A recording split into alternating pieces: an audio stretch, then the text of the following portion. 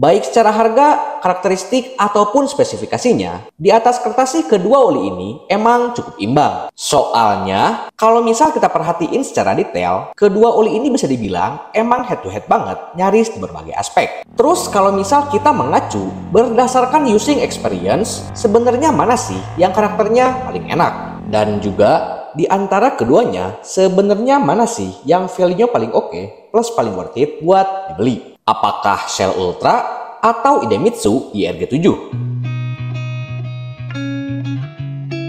So, seperti yang kita tahu, baik itu Shell Ultra ataupun Idemitsu IRG7, keduanya merupakan line up andalan dari tiap brand di kelas yang sama. Soalnya, kalau misal kita perhatiin secara detail, kedua oli ini bisa dibilang emang head to head banget, nyaris di berbagai aspek. Entah itu dari segi harga, karakteristik, ataupun spek keseluruhannya. Karena bisa kalian lihat, mau itu yang Ultra ataupun IRG7, keduanya pakai base oil yang sama, yaitu full sintetik.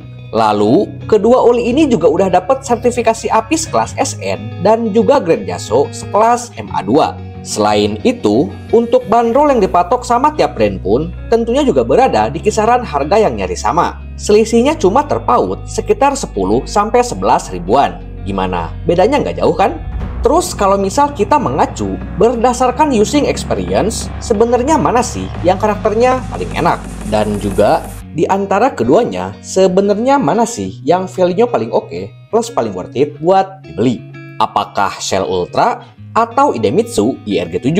Karena mau gimana pun, secara data spek sih di atas kertas, kedua oli ini bisa dibilang emang sama banget. Jadi buat yang penasaran sama jawabannya, simak video ini sampai akhir. Oke John, kita bahas mulai dari peredaman noise engine dan juga feel shiftingnya. So, berdasarkan pengalaman gua pas pakai keduanya di motor Yamaha Vision, so far sih untuk karakternya pas awal-awal pemakaian, terutama dalam kondisi mesin yang belum terlalu panas, gua rasa sih untuk daya redam keduanya bisa dibilang identik banget dan bahkan juga menurut gua nyaris nggak ada perbedaan. Tapi kalau misal temperatur oli dan mesinnya udah mulai panas, di situ untuk perbedaan daya redamnya bakalan lumayan cukup terasa. Karena dalam kondisi tersebut, apalagi kalau misal masa pakainya udah lewat 1000 km, menurut gua untuk peredaman noise engine-nya, yang varian Ultra jujur aja malah terkesan jadi agak sedikit kasar. Sedangkan di sisi lain, untuk suara mesin yang dihasilin pas pakai Idemitsu IRG7, justru noise-nya itu malah terkesan masih lumayan halus. Gua juga agak bingung ya, kenapa yang Shell Ultra malah nggak bisa mertahanin tingkat peredaman noise engine-nya. Padahal, untuk nilai saya yang didapat kedua oli ini, viskositasnya sama-sama berada di angka size 10W40. Sama halnya untuk perbedaan karakteristik feel shiftingnya. Karena dalam kondisi temperatur mesin yang udah mulai panas, di situ juga gua ngerasa untuk feel perpindahan gigi pas pakai Shell Ultra ternyata masih kalah empuk dan juga kalah halus kalau misal dibandingin sama karakter shifting pas gua lagi pakai Idemitsu IRG7. Ya emang sih, selisihnya bisa dibilang tergolong minor banget. Tapi meski begitu, tetap harus diakuin kalau varian IRG7 feel shiftingnya tetap berasa lebih smooth dibanding yang Shell Ultra. Sekarang kita beralih tentang perbandingan feel power dan juga temperatur suhu mesinnya.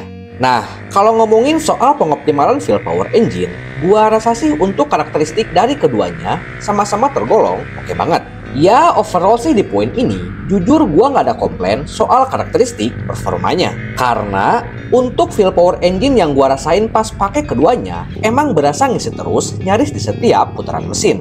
Selain itu, untuk responsivitas power pas diajak berakselerasi, keduanya juga gua akuin emang terkesan berasa galak dan tarikan awalnya juga berasa lumayan narik banget.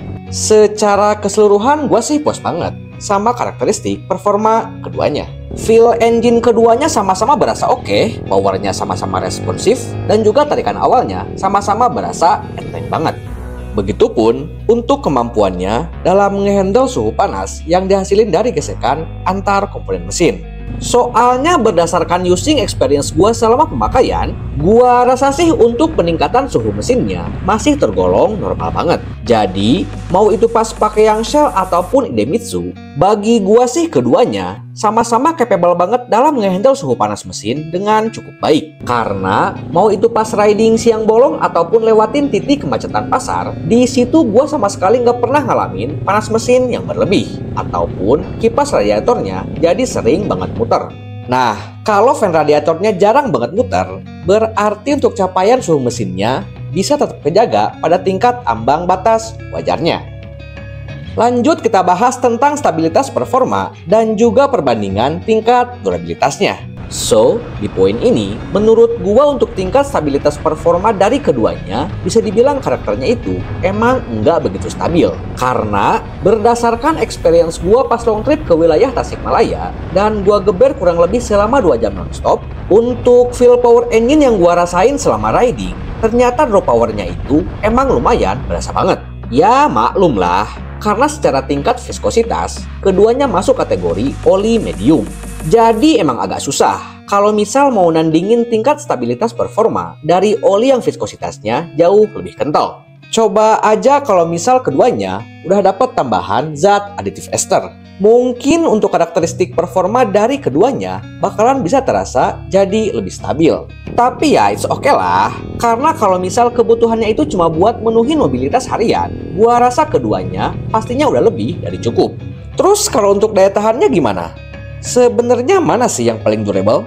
Nah, dalam hal tingkat durabilitas, di sini juga gua ngerasain ada sedikit perbedaan. Jadi kalau acuannya berdasarkan pengalaman pemakaian, jujur gua harus ngakuin kalau pada jarak sekitar 1800 km-an, feel keduanya emang terkesan jadi beda banget. Emang sih, secara keseluruhan, performanya masih berasa lumayan oke. Cuman, tetap harus diakuin kalau feel keduanya sama-sama udah mengalami penurunan nyaris di berbagai aspek. Tapi meski begitu, khusus dalam hal perendaman noise engine dan juga feel shiftingnya, gua malah ngerasa yang Idemitsu justru masih terkesan sedikit lebih oke dibanding Shell Ultra. Kalau gitu berarti yang IRG7 lebih worth it dong.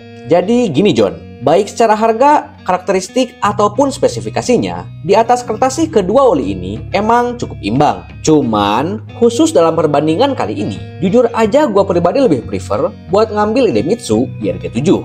Ya, kalian pasti tahu kan, kalau sebelumnya itu, gue salah satu pengguna setia Shell Ultra selama bertahun-tahun. Tapi, semenjak gue nge-review berbagai jenis oli dan nyobain Idemitsu IRG7 ini, gue bener-bener langsung bisa move on dari Shell Ultra. Alasannya sih ya itu tadi, tentang daya tahan perendaman noise engine dan juga feel shiftingnya. Yang mana, menurut gua Idemitsu IRG7 emang sedikit lebih oke dibanding Shell Ultra.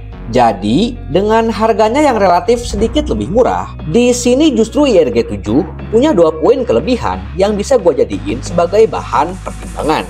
Dan mesti kalian catat, meskipun kali ini Idemitsu lebih unggul, bukan berarti yang Shell Ultra jadi terkesan jelek. Secara keseluruhan dia sama bagusnya kok. Bahkan dari segala aspek pun juga gue menganggap kalau keduanya emang cukup berimbang. Yang Shell Ultra cuma kalah halus dalam hal perendaman noise engine dan juga kalah halus dalam hal feel shifting pas lagi pindah gigi. Ingat ya, ini cuma perkara selera aja. Dan untuk soal pilihan, tentunya keduanya bagi gua sama-sama layak banget buat jadi bahan pertimbangan. Terutama untuk oli mesin yang udah full sintetik di kelas harga 100 ribuan. So, gimana? Sekarang udah jelas kan? Tinggal tentuin sendiri, kalian mau pakai yang mana? Apakah Idemitsu atau Shell Ultra? Tulis jawaban di kolom komentar ya. Dan thanks udah nonton video gua sampai akhir. Jangan lupa, tunggu video gua selanjutnya. Thank you for watching and see you to the next video.